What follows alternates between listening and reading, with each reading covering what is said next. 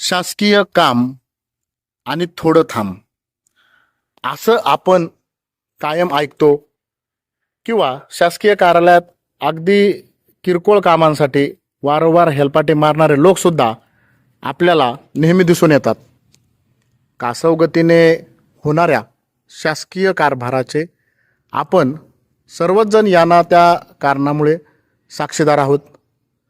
पण काय बरं कारण असेल की प्रशासनातील लोकसेवेसाठी असणारे हे अधिकारी आणि कर्मचारी आपण स्वतः मात्र मालक असल्यासारखे आणि त्यांच्याकडे काम घेऊन जाणारी जनता ही त्यांची नोकर असल्याप्रमाणे वागत असतील.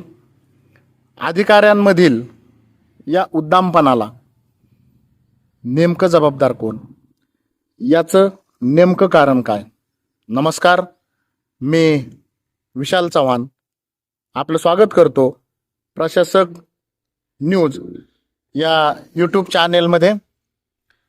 शासकीय कार्यालय मग ते कुठलंही असो, त्या ठिकाणी गेल्यावर काम करून घेण्यासाठी एकतर तुमच्याकडे कोणाची तरी शिफारस असावी लागते किंवा दुसरं म्हणजे तुम्हाला ते काम तत्काळ करून घेण्यासाठी संबंधित अधिकाऱ्याला किंवा कर्मचाऱ्याला पैसे देण्याची तुमची तयारी.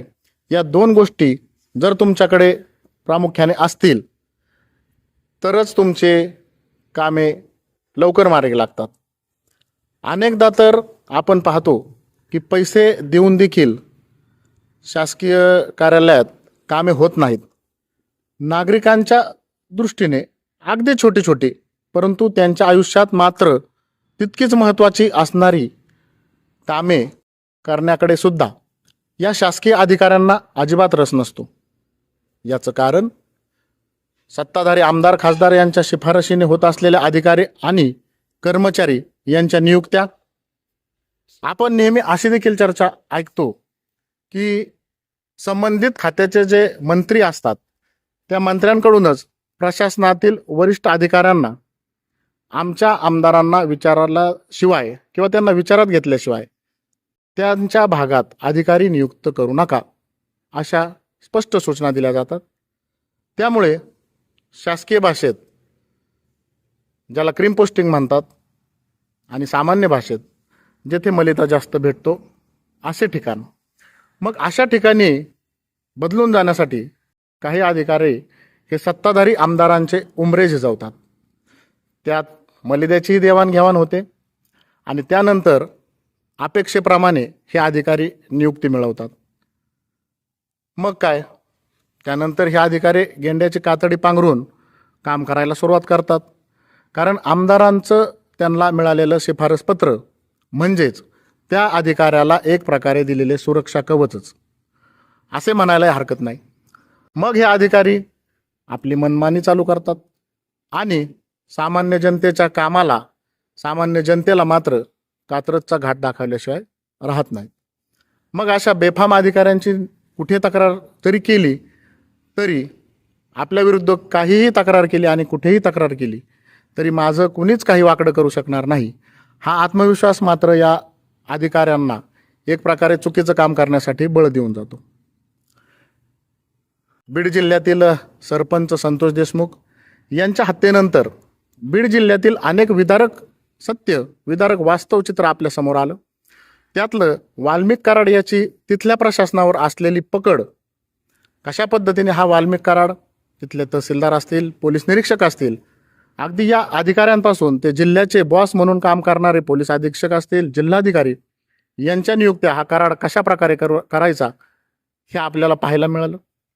मग अशा प्रकारे जर राजकीय शिफारशीवर अधिकाऱ्यांच्या नियुक्त्या होत असतील तर या अशा राजकीय शिफारशीवर झालेल्या नियुक्त्यांनंतर त्या अधिकाऱ्यांकडून प्रामाणिक आणि निपक्षपातीपणे काम होईल अशी अपेक्षा करणं म्हणजेच निव्वळ भोळेपणाच म्हणावा लागेल. असंही नाही की प्रशासनात चांगले काम करणारे अधिकारी नाहीत. प्रशासनात चांगले काम आणि प्रामाणिक काम करणारे अधिकारी आहेत.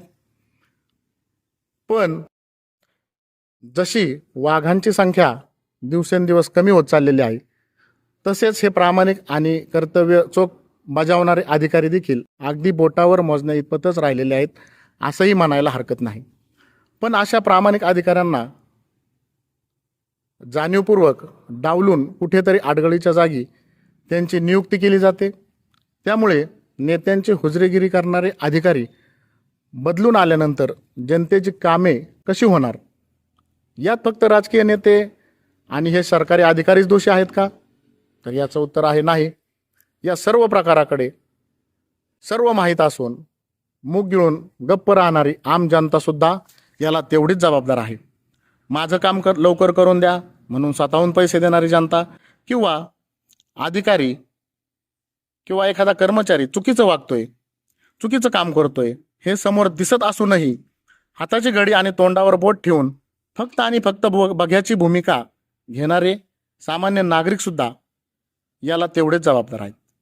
शासकीय अधिकाऱ्यांच्या कार्यपद्धतीबाबत सोशल मीडियावरती नाराजी व्यक्त करणारे, टीका टिप्पणी करणारे, तसेच गावातील पारावर किंवा कट्ट्यावर खाजगी चर्चेत या भ्रष्ट अधिकाऱ्यांवर आग पाखड करणारे लोक मात्र प्रत्यक्षात कधीच समोर येत नाहीत.